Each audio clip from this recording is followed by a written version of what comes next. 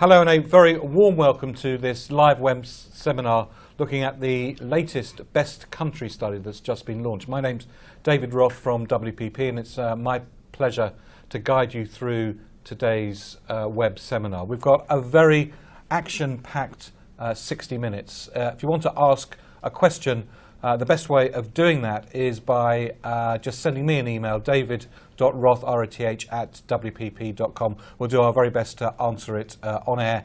If not, we'll send you a written reply a little bit later on.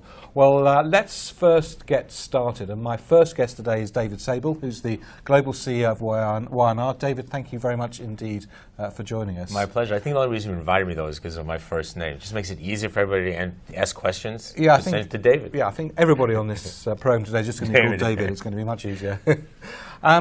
The Best Country Studies was launched at the World Economic Forum in Davos this year.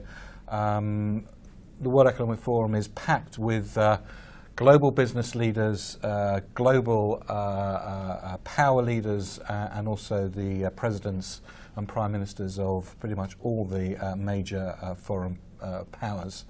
Obviously, it took a little bit of time before the launch at Davos, the conception of what Best Country was all about, and then the work in order to establish the study. Perhaps, David, just you can give us a little bit of context of why you thought that it was a good idea to do a study on best countries, in a sense why the world needs another ranking in one form or another. So I'll just start by, it's not another ranking, and I think that's really why we're all here, and I think that's why you're putting the seminar together, because it's not a ranking. It is a database of attributes around countries that can be cut in any one of hundreds of different ways, depending upon what's important to you and what you're trying to get at, what you're trying to prove, what you're trying to look at. There's economic data that's added to it. And so I think that from the point of view of its importance, and we're going to talk about that a little bit, the things that can be done with it are astronomical and almost endless. But the notion of looking at a country as a brand is not new, and I think that's where we need to start. So if you go back in history, look at the Roman Empire, SPQR, wherever you went in their footprint, that was a brand. It meant something. Egypt was the same. There was symbology around who they were, that as soon as you saw it, as soon as you heard it, as soon as you felt it, you understood, you knew what their brand was about. Same for the Chinese emperors as well, and countless others throughout history. Well, I think Napoleon once referred to us Brits as a nation of shopkeepers, and I'm certain that wasn't a term of endearment. And as we've discussed many times, Napoleon himself was a major brand, so he understood that. And I think that was the key. The key to us was this notion that, in fact, countries were brands. But no one had ever looked at them in the same way that we had looked at commercial brands. So people had talked about it, but they never really looked at it. They never looked at the attributes in quite the same way. Now, we first realized this because we went with our BAV, our Brand Asset Valuator study, which is now some 20 years old. Over 1 million consumers have been polled. There are 52,000 brands that are across a myriad of countries that we've looked at, that we study on a not just an annual, but in some countries on a multi-annual basis. Very vibrant, very alive, accepted by the biggest investment banks in the world, by many of our clients, by many clients who aren't our clients, in fact, of WPP or of Y&R or of BAV, but who are BAV's clients. So we had thrown in, just into the general mix, some of the larger countries. And post 9/11, we started working with the city of New York in helping them bring back Lower Manhattan. And what was the significance of that in terms of why did the city want to start to have a look at what the brand was all about? They had this issue, obviously, post 9/11, of people had moved out of Lower Manhattan, and they wanted to show the vibrancy of New York. They wanted to show why New York was important. They wanted to show why New York was important, in fact, to other countries and other commercial brands. So we did a study. We took out of this study, because we didn't commission this separately, and we looked and we saw we had, interestingly enough, the UK, we had France, we had Japan, 3 countries that they were interested in talking to, were all in our BAV study. And we did, what did Americans feel about these countries pre-9/11 and post-9/11? And it was fascinating. It woke us up. Because what was clear was you could see where France had dropped post 9/11. We all know the famous story of France not allowing the American jets to fly over them on their way to retaliate, if you will. And the French fries war. And the French fries war, the famous freedom fries, one of the great important moments of American history. Having said that, we then laid in the economic data and we showed the direct corollary between the drop in perception of France and export of wine. So we were able, the city of New York was able to take that data, go to these countries and show why America was important to them, but more importantly, what they could do to fill in those gaps. Fast forward a few years, we said, okay, now we need to make this serious. So we went back and we looked at the attributes, we studied it, we added more attributes, and we went out and found some partners to work with us. So the partners, why did you feel the need for partners? And you picked two. We did indeed. US News and Wharton Business School. Tell us a little bit about that and why. So we felt we needed partners. We had 20 years of commercial and brand experience on the BAV side.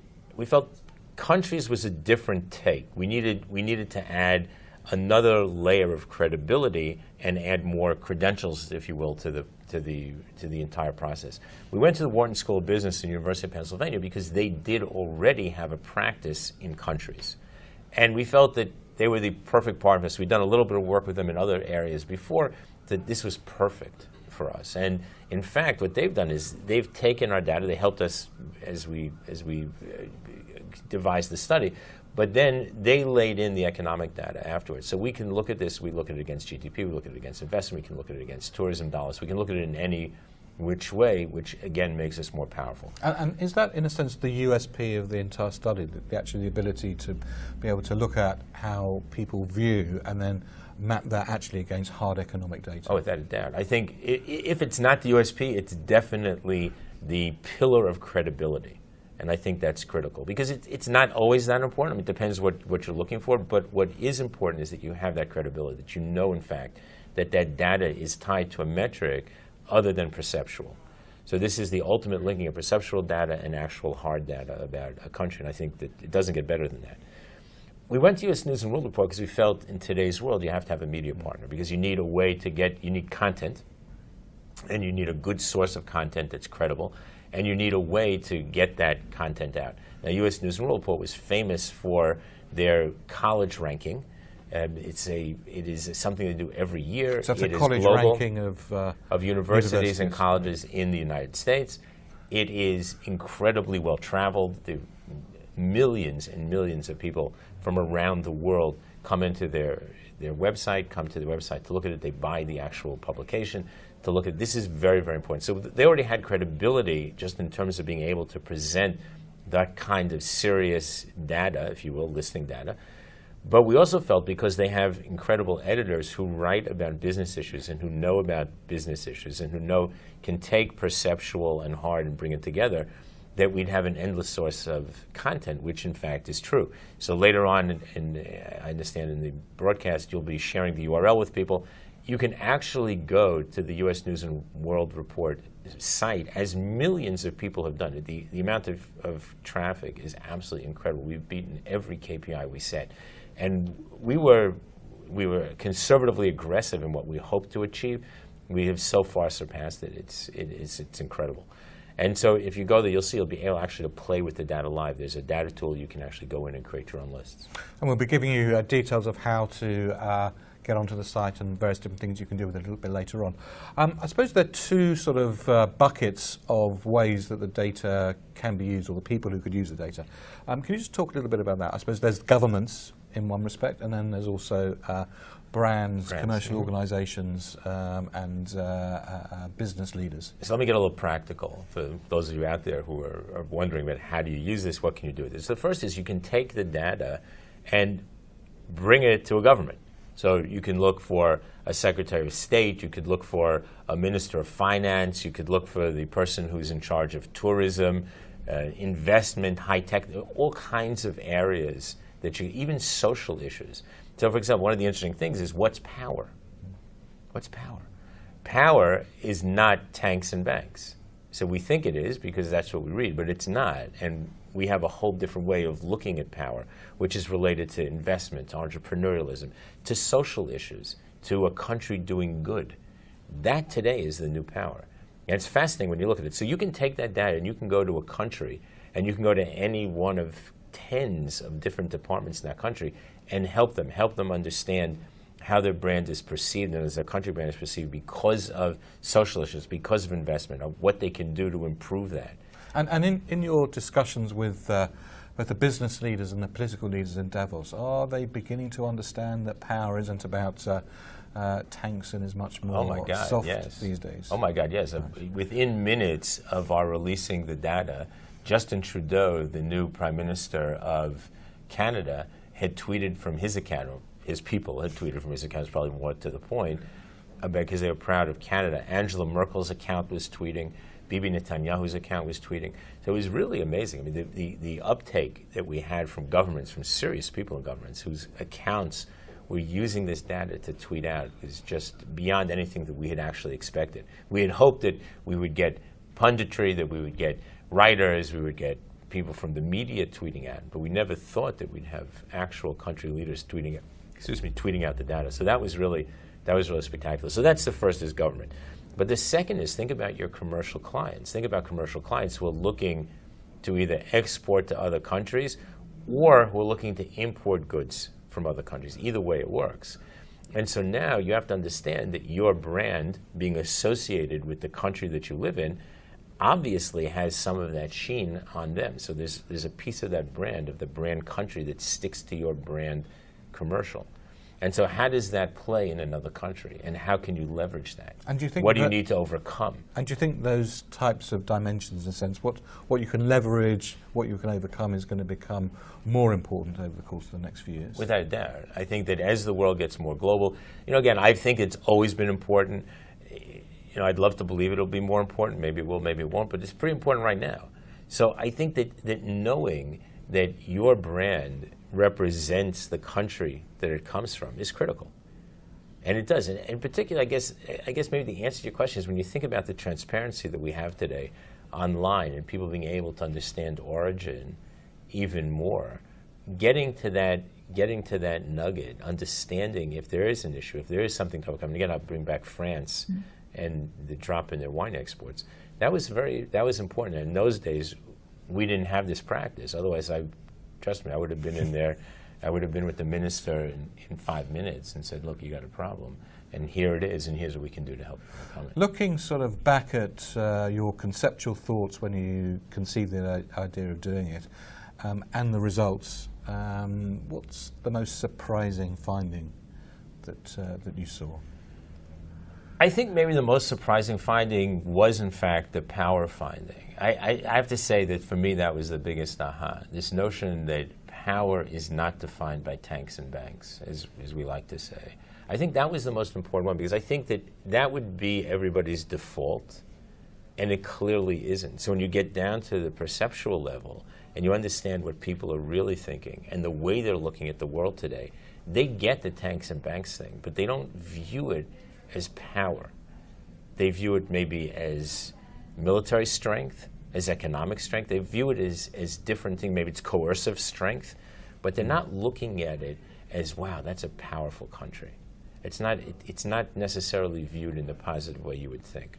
So I think that to me was just one of the great revelations, the great ahas that made me realize the power, if you will, of this study and what we can do with it. And what did it feel like when you saw a tweet from Angela Merkel about your work? Oh, it was awesome. We were sitting in Davos, and again, those who have been to Davos know that there's two Davos, if you will. There's the outside Davos, which is lots of parties and lots of, that's where you go have a drink with Leo DiCaprio, and which I did, and I'm very proud to say that I spent that entire time standing next to him at the bar, dying to take a selfie. Like my hand was twitching, and I did not. Very well restrained. I did. I'm very proud of myself. I don't think our children would be proud of that. I felt very mature. I did not do it.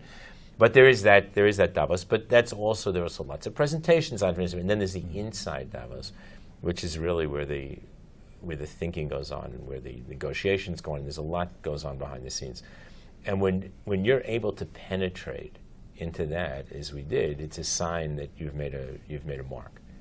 Because there are a lot of people releasing lots of data and lots of information in Davos. I don't think anybody else had Angela, if you will. I feel on a first-name basis because she tweeted our stuff. But I don't think anyone else had her tweeting their data like we did. Well, we're going to go through over the course of this web seminar a lot of information, data, how you can access it to get under the skin of it. But for the moment, David Sable, Global Chief Executive of Y&R. And the other David here. And the other. Thank you very much, A, for conceiving it, and thank you very much indeed for being with us. It's good being here. Pleasure. Okay, thank you all. Okay.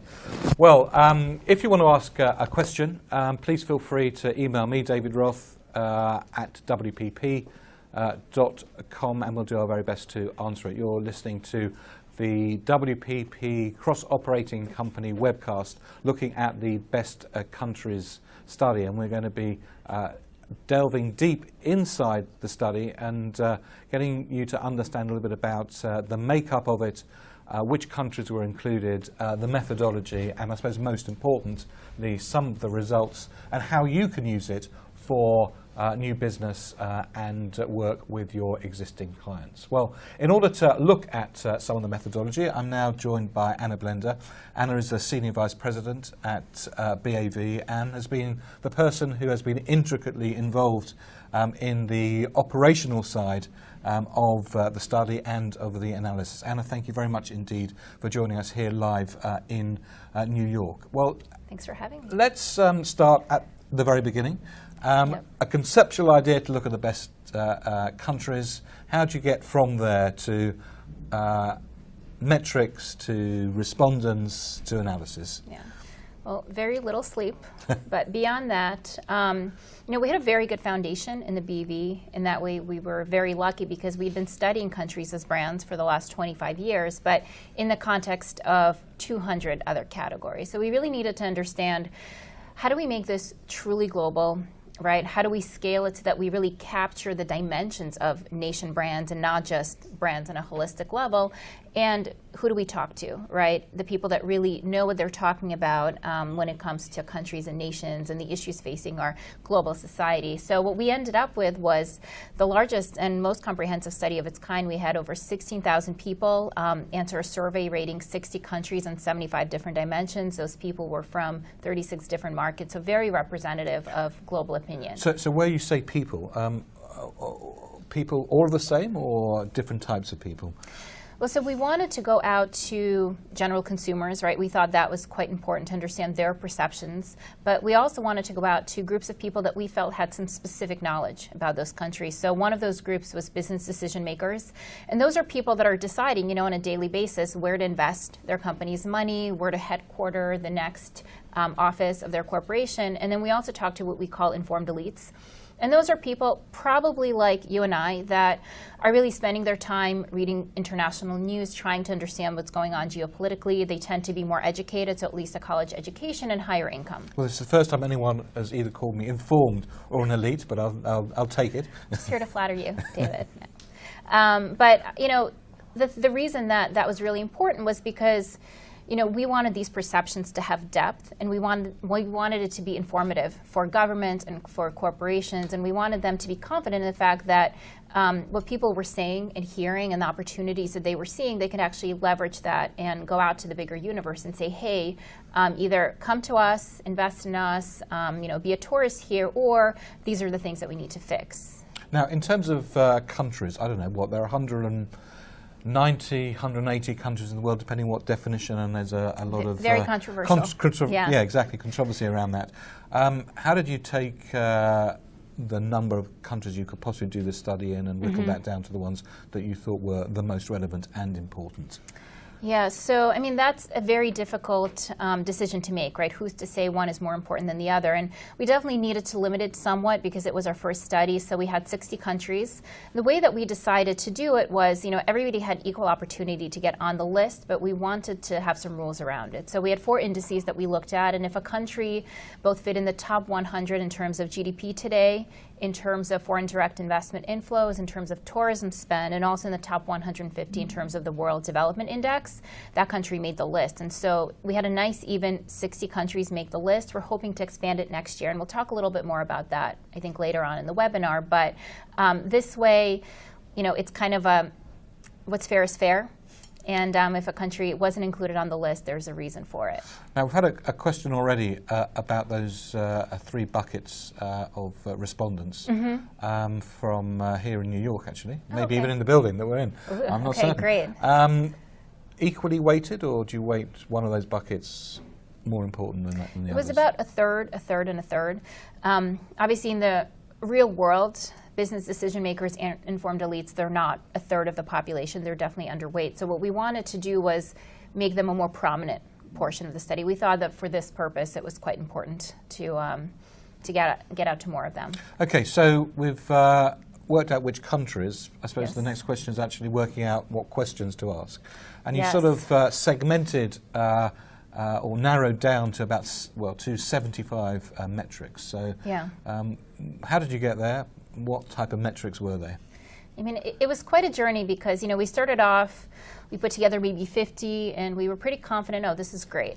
Then we went out to, professors, to business leaders, to government leaders, and every single one of them added probably about 10 of things that we were missing, and at the end we had 150 or so, and that was impossible. So we had to narrow down back to 75, but we wanted to make sure, that we hit on certain elements, the physical beauty and assets of a country, the political situation, the economic situation, cultural, social issues, and we think that we did a pretty good job. But we wanted to make sure that ultimately the way that we bucketed those things was the data doing the talking as opposed to us. So we created some additional themes using factor analysis around the data, and those came out to be 8 different buckets. So for the non-statisticians amongst the audience, who I suggest probably of the majority, what is factor analysis and why should we care? Yeah, well, factor analysis is essentially a way to take a bunch of different metrics and a bunch of different dimensions and group the ones that are similar together so that at the end you get really distinct qualities. So in the cases of countries, for example, what emerged is that there's this area around innovation and entrepreneurship. There's an area around quality of life, an area around global citizenship, which is really doing good, an area around being open for business, adventure, heritage, and power. And this is how you get to those sort of 8 sort of key dimensions. Right, and those are really important as we talk about the model that we created. Those are the ones that really frame the way that we think about nation brands. Okay, so if they're that important, let's just take a couple of them and delve into them so that we can all understand what makes up, I suppose, the umbrella of those 8 dimensions. So let's take innovation and entrepreneurship. And as David was saying earlier, soft power is becoming more and more important, and clearly this is a big area of growth in terms of soft power. So what dimensions lie under the whole notion of entrepreneurship and innovation? So innovation and entrepreneurship actually contain those 2 metrics in them, but even more than that, it's about, does this country have a skilled labor force? Is the labor force well educated? Are there transparent business practices, right? So I can go in and do business knowing that there'll be honesty and trust. Is it a place where there's access to capital? So as an entrepreneur, I can go in and I know that I'll have funding and investment for my business. So really it's about, is there infrastructure that's created for new innovation to thrive and create new prosperity? Now, we're being told that we shouldn't view ourselves as citizens of our individual countries. We should be viewing ourselves as good global citizens. So what does that mean? Yeah. Well, I mean, I think that's one of the reasons we created the study, but one of the themes that emerged in what we call global citizenship is this idea of a country as stewards of their people and the globe in general. So global citizenship included attributes like, does the country care about human rights, about the environment? Is it a country that we can trust? Does it create gender equality? And beauty and adventure. Sounds a rather nice one of the 8 dimensions. What's underneath all of that? This is a rather lighthearted one. And it's really about, is this a place that's fun, that's friendly, that has beautiful scenery, is it sexy? Not to foreshadow too much, but Brazil was the #1 country on this one, so it gives you an idea of the kinds of places and the kinds of countries that emerged at the top. And then I suppose one of the dimensions that would have been the top of everything a few years ago, I think had this study been done maybe 10 years ago, which is power and influence, still important in this context of power and influence, what metrics go inside that? Yeah. So really, like David said, it's the tanks and the banks. So power and influence is about having a strong military. It's about being politically influential, economically influential, and having strong international alliances. It's a really kind of a, what I would call old school diplomacy. Okay, so having got those Yeah. 8 sort of high-level factors, what do you then do in order to literally work out both the rankings, but as also David mentioned, much more than just pure rankings? Yeah. Well, the philosophy behind Best Countries from the get-go was really inspired by the fact that with the BEV, we saw that, as with brands, there's a financial implication to brand building for countries. And so we wanted to make sure that the rankings reflected that, and that the countries that were doing the best job of emphasizing the dimensions and doing a job of growing prosperity for their countries were getting credit for it. So what we did was we correlated those 8 factors to per capita GDP.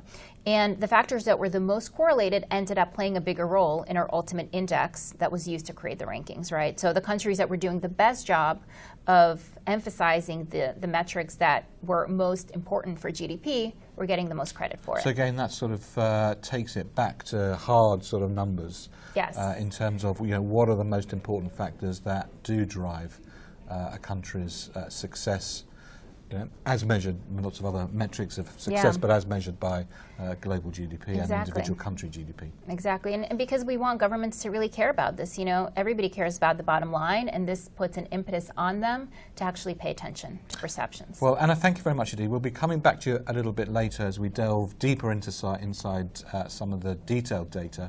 But for the moment, thank you very much. And now let's you. take a look at some of the results from the study. Well, I'm now joined by John Gersmer, the Chairman and Chief Executive Officer of BAV Consulting, and together with David Sable, one of the originators of the concept of the Best Country Study. John, thanks very much indeed for joining us. Pleasure, David. Good to see you. Good to see you. Well, we've talked a little bit about how it came about. We've talked a little bit about the principles of the methodology. I suppose now it's time to actually talk about the real guts of it and understand some of the results. Anna talked a little bit about the whole sort of notion of those 8 sorts of dimensions and how critical they were, Right. but we didn't really get a feel for the relative importance of each of those dimensions and in a sense what are the key elements that right. drive the metrics of being a best country in one form or another. Okay, should we unpack that? Yeah, let's unpack it. Okay, great. So I think what's really interesting about this study when we worked with the Wharton School is we started to understand taking these factors and understanding how they related to GDP. And what ended up happening, David, is that there were 3 really core places where country performance became an imperative. The first was about innovation and entrepreneurialism. So this is sort of the global perception of whether or not people thought your country was not just open for business and transparent, but whether or not it was seen as being strong in very creative thinking and offering a safe haven to creative people that are going to be entrepreneurial. So this innovation entrepreneurism metric was really important, and that was nearly 20% of the value of the study. The other 2 to us that were so fascinating were quality of life and global citizenship. And when you put those 2 together, there's 3 rather, you actually get the majority of the driver of GDP was really about whether a country was seen as innovative, but also compassionate. Was that a big surprise to you? It really was. I mean, I think that the shift in the narrative in terms of this idea of power, we call it soft power, was really a global trend that we saw this year. So sort of said, instead of like banks and tanks, it was really more about whether or not your country was this highly creative yet empathic sort of So in a funny approach. sort of way, soft power is a new hard power.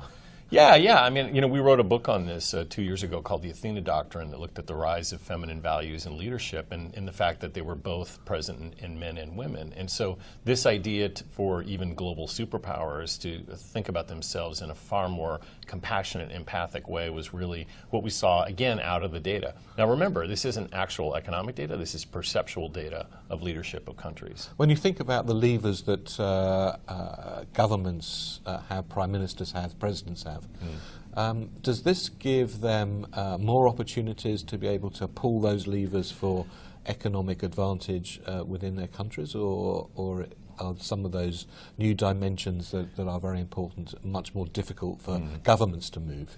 Yeah, you know, I think what's interesting about it, David, is that we are urging political leaders, policymakers, to actually think about themselves in the context as marketers, right? Because what we're seeing is that if you take these measures that we're prescribing and you start to think about yourself and your image around the world, whether or not you are a global citizen, whether or not you are conducting policies that are raising your esteem around the world as a quote-unquote brand, that has a direct effect on your foreign investment and your ability to create tourism. Now, you spoke to many global leaders when you were at Davos and in preparations for the study, and also a number of books you've written. Do you think they view themselves as brand managers as well? Well, I don't think all of them do, but you know, if you think about some of the most admired politicians today, even the Canadian moment. I was actually watching a U2 video on HBO, and Bono mentioned that the world needs more Canada. And you know, they were definitely darlings at Davos this year, and that brand sort of espoused by the Prime Minister Trudeau and what he's trying to accomplish is, I think, sort of exemplary of some of the perceptual data that we saw when people were interested in this idea of sort of soft power. Great, okay. David Sable at the top of the program talked about the fact that this wasn't just a ranking of best countries. There are many different ways you can cut and slice the data. Right. You've done some interesting analysis. Let's just have a look at just a couple. Yeah, sure. Something called Glass Nations. What on earth is a Glass Nation? Right. So one of the great things about the study is that we can look at a country from multiple vantage points. We've got 75 different metrics, everything from quality of life to innovation to transparency to progressiveness. And so what we did here is we looked at countries on a ranking of whether or not they were seen as trustworthy, not corrupt. And you start to see this rise of what we call these glass nations. And this has become really important, right, in an era when trust is sort of at a minimum. And so we saw leading the pack out of all the nations around the world was Denmark, followed by Canada, Sweden, New Zealand, and the Netherlands. We'll see across the board, you know, Germany was near the top in almost every measure. It's strange because it's not a list that you associate those countries suddenly to become at the top of those types of lists. But when you look in the Glass Nations, it becomes really apparent that there is a difference in the way in which people view nations depending on what lens they're looking through it. Yeah, I think that's it. Again, to remind us all that this is how people perceive these countries. So, you know, what we're looking for in all these different sort of metrics is different ways that a country may take and want to polish its image. Right, and so maybe the Danes might want to think about this global perception as a way that they could position their businesses, for example, in order to increase more investment. We are increasingly being told that millennials are having a dramatic impact across the world, not only in their thoughts, leadership areas, but also in the way in which we as marketeers need to be able to communicate with them. Right. You've looked through the millennial lens of this. That's very intriguing as well. Yeah, I mean, I think the first thing about millennials that we got to remember is they're not kids anymore. I mean, the top end of millennials are 35. That's right? scary. So, no, I know. But they're not only the largest percentage of the workforce around the world now, they're also becoming leaders, right? So the top end are moving into management and leadership positions. So they're wired with a completely very much a completely different mindset, focused on value and values, focused on social responsibility, and we saw that in the data. What we thought was really interesting, though, is that they're also very aspirational and very experiential. And so we did a metric that looked at which countries were the most interesting countries for millennials to start a career in. And quite of interest to us and exciting was China. China was seen as number one in being entrepreneurial, progressive, and a place that I would live. So clearly economic opportunities, but also I think cultural opportunities. And just to be clear, these are millennials outside of China, in Yeah. a sense, saying that actually China. These are for millennials them in Brazil and Yeah. Argentina and you know, Hungary that are all interested in looking at China to start their career. Interesting, at our panel in Davos, Martin had on the panel, he moderated to report these findings. We had Hugo Shang from IDG Capital, who's a venture capitalist in China, and he spoke about the incredible sort of efforts that China's taken to try to woo and bring in millennials from around the world in a way to help you know, guide and improve their innovation. Right. Brands versus countries. Again, we've talked a little bit at the top of this web broadcast about the sort of relationship between countries and brands. What did you uncover? So one of the things we can do with the data, David, both from a Brand Z and BAV perspective, is sort of get really creative with it. And I think here what we tried to do is understand the reputation between sort of quote-unquote consumer brands and B2B brands and nations themselves. So, and we can compare them against countries as brands. So one of the things we saw is that, Colgate, which I think is the most used brand in the world on a daily basis, was seen as more trusted than the United States of America. So in that context, both Colgate, Amazon, and UPS across the pond, Richard Branson and the Virgin Empire are seen as more of a leader than sort of brand UK. And what does that say to governments and electorates around the world? Yeah, well, I think one of the things that kind of came out of the data, again, was that countries need to think about themselves more perceptually, more in terms of marketers. I mean, if you think about brand managers, and I think the best CEOs are great brand managers, right? So they're constantly thinking about how do they create value in society and also how being aware of their image. I don't think governments do that, right? I mean, by and large, governments sort of think more about policy. They think inside the quote-unquote beltway. They think about their own images, and I think what we're seeing is that all this has sort of a systemic effect. And brands have to be thought of as countries, and vice versa.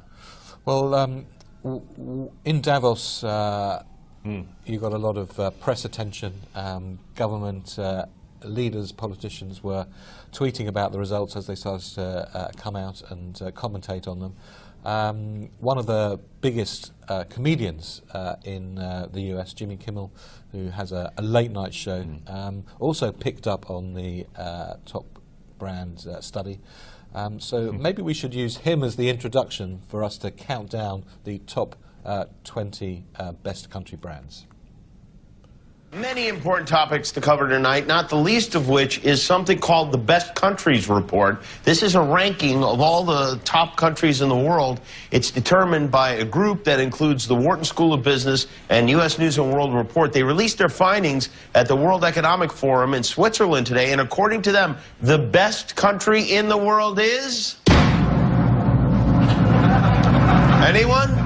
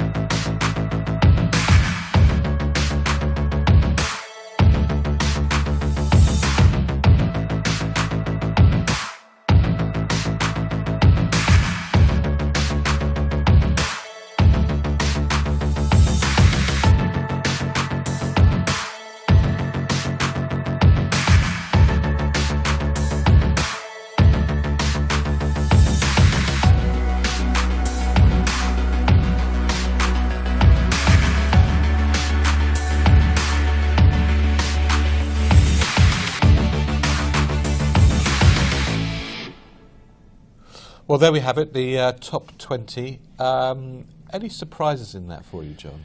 Yeah, so I think if we go back to what people want in an ideal nation, this concept of soft power, of being seen as innovative, being seen as progressive, and being a global citizen and providing quality of life, Germany sort of ticked the boxes across that spectrum. And I think what was interesting for us as we gathered this data, David, during the summer and fall, during the height of the Ukraine crisis, the European bailout, the issues with Greece, and I think by and large people are sort of crediting Germany with taking a major leadership position during this sort of time of turmoil and strife. So I think that was interesting. You see obviously a lot of Nordic nations sort of dominating the list again because of the importance of these soft power metrics.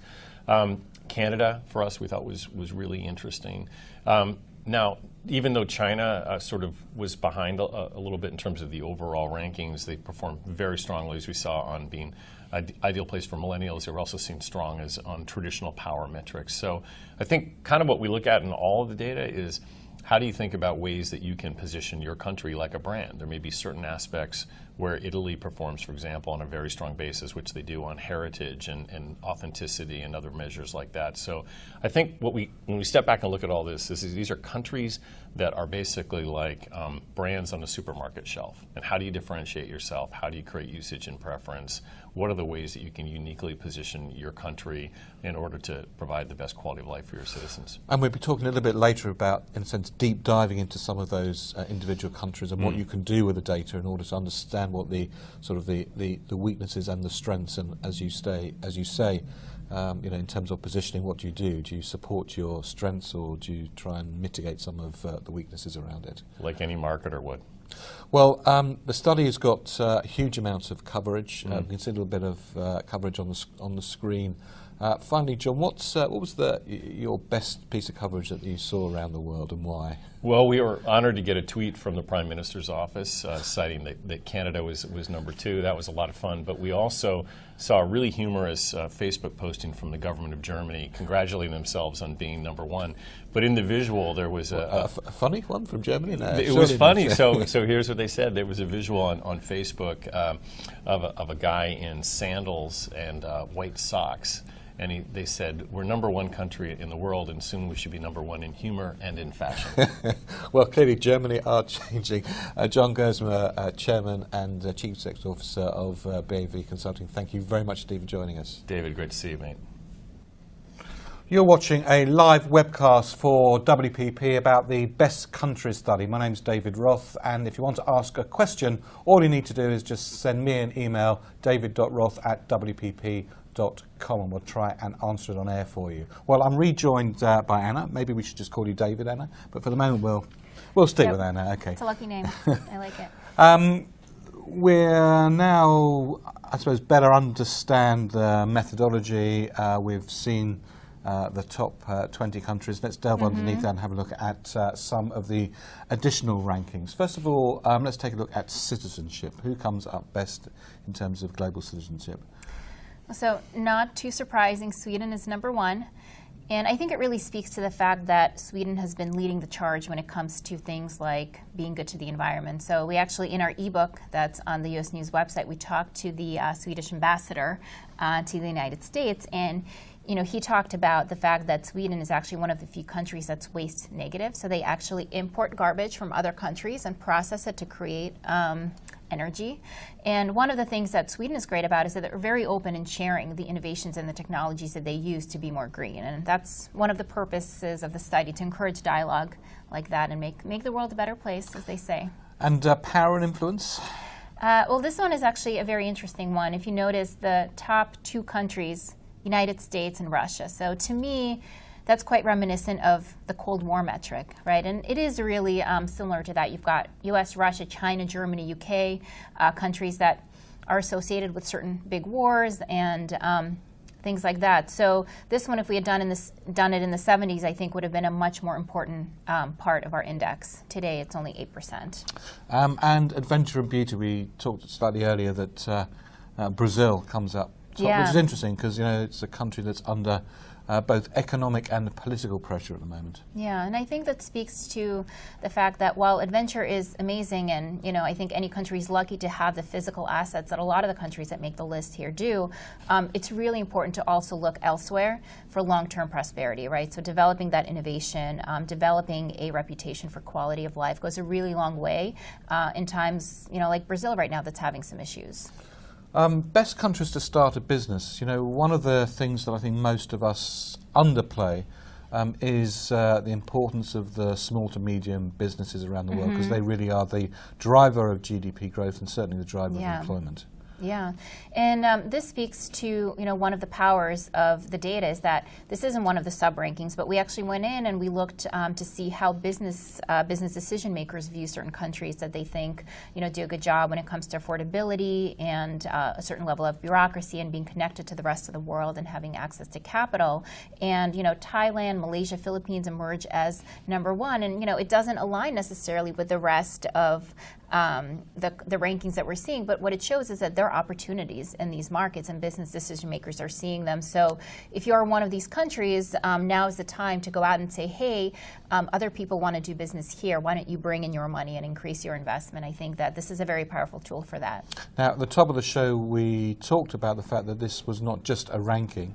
There's an amazing amount of data where you can do some very sophisticated diagnosis in order to come up with some real crystal clear insights that can drive both new business performance and really get the attention of both governments and companies. Every presentation has a couple of complicated charts, so here they are. So we can get over these relatively quickly. But can you explain to us through, I suppose, the analysis that you've done, how you can use the data really to do some great data mining? Yeah, so we do use the data to consult, right, for governments, for corporates. So this is an example here that you're seeing, a chart that we use to diagnose kind of the gap between how much people want to travel to New Zealand, for example, versus how many have been there. So there are many dreamers that want to be in New Zealand, but they just haven't made it yet. So the question becomes, where are those gaps, right? And what are the levers that the government, the tourist industry, the Ministry of Tourism can use to drive people to actually convert that dream state into reality? And so some of the ways that we do that actually is profiling a country on certain dimensions. This is an example of another country that we looked at that had really great qualities for driving tourism, had cultural and historic and powers and had great food and things that really attract tourism. But there was an issue there that the modernity and the safety weren't there, and those were barriers, right? Especially when you compare it on a relative basis to the 60 other countries, it was really underperforming. I mean, modernity and security is something that really governments have levers on. When you're sitting in the rooms with government leaders, ministers, advisors, do they pay attention to this? Do they find this motivating? Definitely. I mean, first of all, they want to solve problems and they want to understand where are those problems coming from and how can we address them. We give them the tools to do that. So they're very grateful for it. And it also shows that it's possible to make change. Those changes can have financial implications. So I think that's also extremely motivating.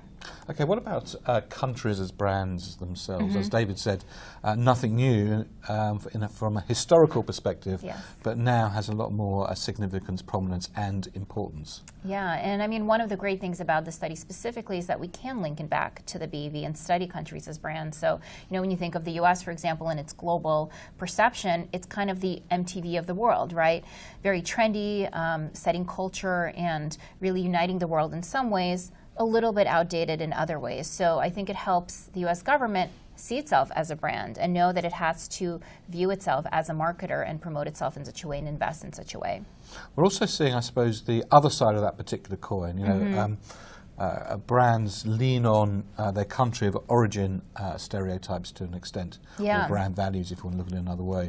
But also we're probably seeing now brands can have a big impact on the country brand as well. Yes. So, I mean, there are a few different ways. You think Volkswagen in Germany. Germany's the #1 country in our study. It's known as, very authentic and trusted and known for technological expertise. Yet here you have this emissions scandal, right? And the question is, in next year in our study, will Volkswagen's emissions scandal hurt Germany, the brand? Because they're reflections of one another. Another interesting example, American Express has the name American in its brand. So when it's promoting its brand globally, what are the implications for that? How can it lean into the positives of what Brand America brings and sort of leave the negatives on the table?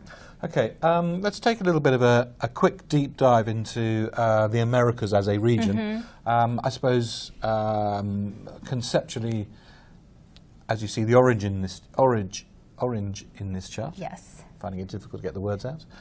That's, I suppose, who we've categorized as America, Latin America. Right. So we've got quite a few countries in our study right now. Our number 2 country, Canada, our northern neighbor here, is the top of the list. And the interesting thing is that Canada is also number 1 among the Americas. We saw actually in the European webinar that we did, Germany was not number 1 in Europe, even though it was number 1 globally. Sweden was number 1. But it really speaks to the power of Germany and the respect that Germany has, even among the competitive nature of our own geopolitical situation, that Canada's number 1. And it's also number 1 among millennials globally. So they really recognize the power of Canada leaning into kind of this new leadership that we found. And what's the significance of being number 1 with millennials? Is that a forward-looking metric of what the world might look like? Nobody cares about millennials right now. I'm just kidding. So everybody's talking about millennials. They're the new powerhouse when it comes to spend, but also human capital, and they're the future. So and millennials recognize, I think, and they see the world a little bit differently than the rest of the population. So we see a lot of interesting shifts. Okay, and the U.S. itself. Yeah. Well, what's interesting is that the U.S. is quite a controversial brand, right? It's seen very differently by different groups. It's actually in Asia, it's considered the number 2 country. So Asians love America still. It's a very powerful brand, right? So for American companies going abroad, Asia's the place to be, right? That's where their brand is going to shine the most. But even among the Americas, right, being rated by the Canadians and by the Mexicans and the Argentinians, et cetera, America's number 7. Right, so it's a little bit scary when you think about, what role do we play? Canada's number 1, we're number 7. Who is the rest of the region going to look for guidance and leadership going forward? And the answer is? I don't want to answer that question. Okay, moving quickly on. Okay, especially in the political heat where we are in New York of the primaries at the moment, that's probably a very good thing to do. So let's look at sort of Chile and Costa Rica and Panama. I mean, we've had a couple of questions actually about Costa Rica. Yeah. Mentioned many times in the study. Overall, does extremely well. Both as a place to live and enjoy, and also a place for retirement. Yes, so number 1. Yeah, give us a perspective of Costa Rica in the context of Latin America. Well, I think that Costa Rica, number 1, is just very well recognized in the Americas as a powerhouse brand, not so much elsewhere. So now is the time for Costa Rica to take all its, physical elements and kind of the other elements and bring it forth to, the Asias, the Middle East and Africas of the world. But also globally, Costa Rica is recognized by people as the number 1 place to retire. So we looked at higher income individuals closer to retirement age, and they see Costa Rica as number 1. So after this webcast, that's where we're going to go. Yes, well, I've never been to Costa Rica. I haven't seen the data. I think I certainly should go there. Yeah, you should. The people that know what they're talking about are mentioning Costa Rica. Okay, Colombia, Uruguay, very interesting about their relationship with a subset. And again, it's interesting that you can start to have a look at that in terms of the data and cut it in different ways. Yeah. But a subset of very interesting travelers. Yes, so we can look at higher income travelers that like to travel abroad. And it's interesting, Colombia, for example, doesn't do very well in rankings right now, but we know there are a lot of changes happening in that country, and one of them is that there's such a huge travel boom, and the luxury travelers are recognizing and are giving Colombia credit. Okay, where else do American, Latin American brands do well across the various different cuts and dimensions that you look at? Yeah, so really a very wide range of powers, right? So Canada does really well overall. There are some elements of, for example, heritage and cultural cloud that it currently doesn't get a lot of credit for, right? So for Canada, that's, I think, the next step. We've talked about Germany and its kind of fashion sense and things like that. Canada doesn't get much credit for it as well. The Americas get a lot of credit still for cultural cloud globally, right? We are the ones that make the movies that people watch, and we set the trends. And we also get a lot of credit for innovation and entrepreneurship. Not as much credit for things like global citizenship and quality of life. Countries like Brazil, Mexico, Costa Rica, and Panama, those are really adventure heavy and kind of the places to go for vacation. Now the question is, how do you lean into the opportunities that business decision makers are seeing in those regions to create greater prosperity and higher ranking? Are business leaders seeing the opportunities at a faster rate than governments see those opportunities, do you think? It really depends, right? I think, I was actually at South by Southwest a few months ago, and, some of the more interesting conversations I saw happening were actually by government leaders. They're really working to try and understand where the opportunities are, but who are they looking to? Those business experts, right? They're looking to see where the money's going and trying to follow it as quickly as possible. But, still it's the people that are investing that money first and foremost that are forced to uncover those unique opportunities. Okay, I suppose we're seeing from what you've talked about and what David talked about in terms of his surprising observation of power, that we are seeing a rebalancing of power, and it's played out by the numbers.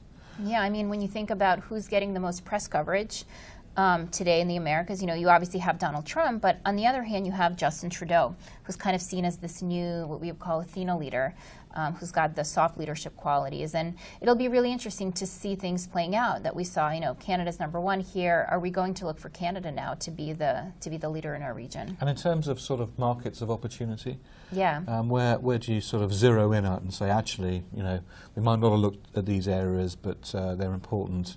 They're becoming more prominent, and the balance of power is moving in their favor. Yeah, so a lot of the countries in Latin America, even though Brazil's going through a tough time, business decision makers and elites are still seeing a lot of opportunities there. You've got Mexico that's got, very well educated population that it's not getting credit for. Some groups are seeing it. And so the question for us is, how do we uncover, the areas that are not getting all that credit and help countries to bring that to life, really, because there are a lot of really great resources that they can use to be promoting themselves that now are kind of either falling on deaf ears or aren't being emphasized in the right way. Well, it's impossible in 60 minutes to do justice to all the richness of the data. So maybe we should help everybody understand where they can look to get more data and also how they can contact you for more information. So first of all, probably the most important single URL to go to is the USA News site. Yes, so U.S. News and World Report, they created a really living, breathing platform that hosts a lot of the data, that hosts a lot of the rankings, and there's a lot of news and commentary on it. There's a lot of videos. The ebook that John wrote with Professor Reepstein from Wharton is actually on there as well, and has a lot of interview links to that. So it's a really, really rich resource. And if you want to start building a story and want to understand where your country sits, that's the place to probably start. Now, I suppose there are two buckets of how the data can be used. The first is sort of government related. What are the levers that government find very interesting and useful in the data? Yeah, some of the biggest traction we've seen, not surprising, tourism campaigns. How can we lean into our strengths and identify our weaknesses that will be most productive to driving greater tourism? Investment. Right? How do we get the global investment community excited about us? What are the things to lean into? What are the things that we need to change? How do we promote ourselves? And just in general, general country positioning, getting the word out about who we are and what we stand for and how it aligns with the new definition of leadership. And then the other side is the corporate sort of related Yes. brand building, exporting your brands, going global as a brand. Right. So, market entry, we talked about provenance and the importance of that. So lots of ways to apply those things, and also the partnerships between government and the corporate sector are becoming extremely important, each one leaning into each other's strengths. So that's where the BV coupled with best countries becomes important. And of course, it's not just the research areas of RWP business where this is going to be very useful. It's sort of right across the horizontality of everything that we do. Yeah, and the best countries, we use it as a strategic tool to direct things at communication. So we partner with creative agencies on that. We partner with PR agencies. So this is a really great way to collaborate in the horizontal fashion with WPP. Now, there are a whole series of other rankings that can be derived from the data, which Anna and the team can help you do that as well. There's an ebook which is available to be downloaded from the USA News site, which is definitely well worth reading. It has a lot of contextual information, not only about the study, but also some of the countries and some of the innovations that are going on in theirs as well. Some tremendous data visualization tools, a lot of news and commentary. Of course, US News is continuously, almost every day, adding to some of the country data as news and current affairs starts to have an impact on some of those markets as well. And a whole series of videos that you and the team have done with business and world leaders around the world. That's definitely worthwhile going to as well.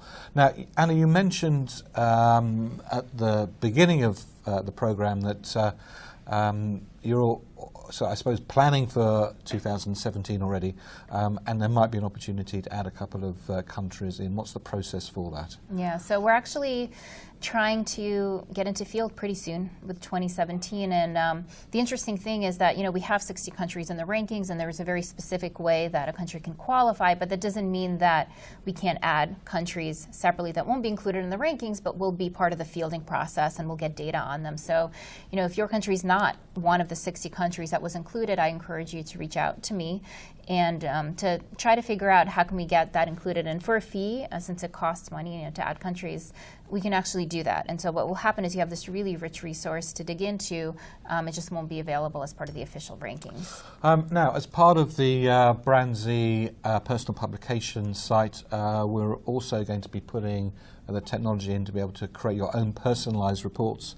That's going to take sort of another 6 or 7 weeks, but we'll send you an email when that's going to be ready as well.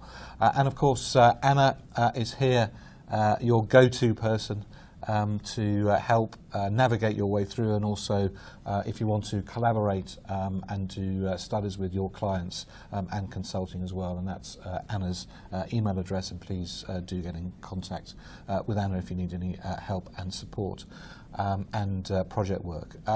One quick question we just had in, which I want to quickly see if we can get a quick response to, which is from Kantar Media in the US, and actually it's about Finland, because Finland has often been cited. You look at the many innovative companies that have actually come out of Finland. What's happened to it in the study? It's not there. Well, you know, here's the thing. Unfortunately, because countries had to qualify on those 4 metrics, Finland happened to not. I'm not sure exactly which of those 4 indices Finland did not qualify here for, and I'll have to look into it, but I venture to say that it might be on the foreign direct investment. So there are some really great countries that, rather than having inflows and a foreign direct investment in 1 year, might have had outflows, right? So they were investing more outside of their country than was coming into their country, and that might be why Finland might not be included. So we'll have to see if it's included in the next set of rankings. If not, you know, we have to follow the rules, so we probably can't include it. But again, if there's interest there, we can figure out how to get the data. Well, 2017's data is not that far away. That's right. Certainly it's a little too close, so certainly in terms of fielding. Yeah. But of course, there's a lot of data that's available for 2016. Anna, a very big thanks. Thank you very much indeed for being with us today. Yeah, thank you for having me. Well, we've almost come to the end of our web seminar live from our studio here in New York. All it leaves me to do is to say thank you very much indeed for watching. We're going to send you an email that will have the details of the URLs that you can go to in terms of the USA News site, how to download the ebook as well, and some other useful information. I'd very much like to thank our studio and production team here at New York for their help on putting on this program and broadcast. All that remains for me to say from me, David Roth from WPP, is thank you very much indeed to all our guests, to John Zima, to Anna Blender, and also to David Sable. Thank you very much indeed for watching, and please do take a good look and a good delve into the data. I'm absolutely convinced that you will find it interesting, invaluable to your clients, and exceptionally useful and helpful for new business performance. So from me, David Roth from WPP, thank you very much indeed for watching.